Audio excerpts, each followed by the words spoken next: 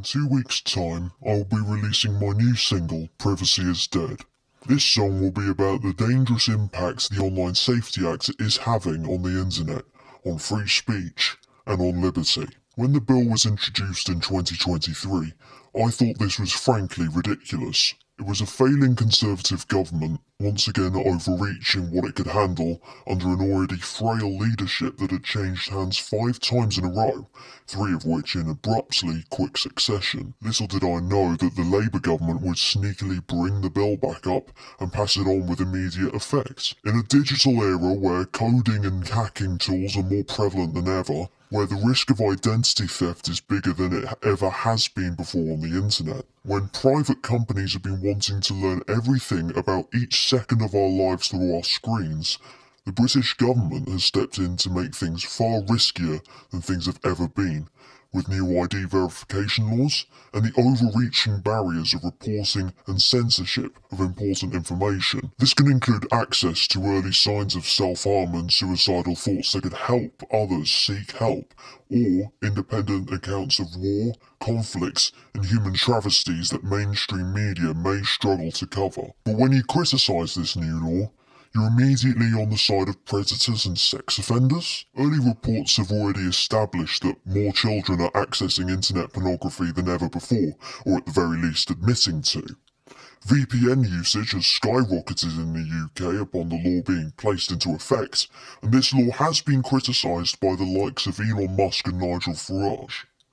You know you fucked up badly when 2 of the least charismatic, most evil right-wing persons don't like your new set of rules, and they're correct in their rationale. If the government really wanted to protect children, what should they have proposed instead? In my opinion, they should have introduced proper guidance and enforcement on already existing parental control services found on smart devices, computers, laptops, Wi-Fi routers, and video game consoles, for example. I think companies should have been given a clear legal obligation to send guidance to parents and guardians about parental controls on their devices, how to use them, and allowing them to monitor their children's activities on devices, not the government. Stricter parental control policies on digital media, like streaming services and downloaded content, should function like a combination of pre-existing age certificate ratings, like PEGI, 2-factor authentication, and parental control apps.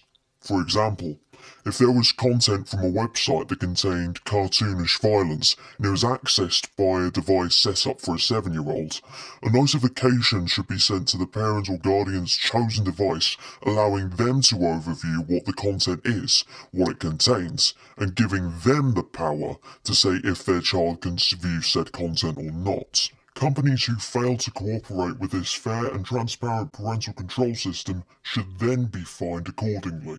Instead, it's blitheringly obvious what the government wants. They want complete control and public obedience. They want to watch every single thing we publish on the internet. They want to shut down free speech and content that might be perceived as harmful not to us, but to them as a parliament. They want to control information we consume and what knowledge gets fed to us, foregoing independent perspective and thought.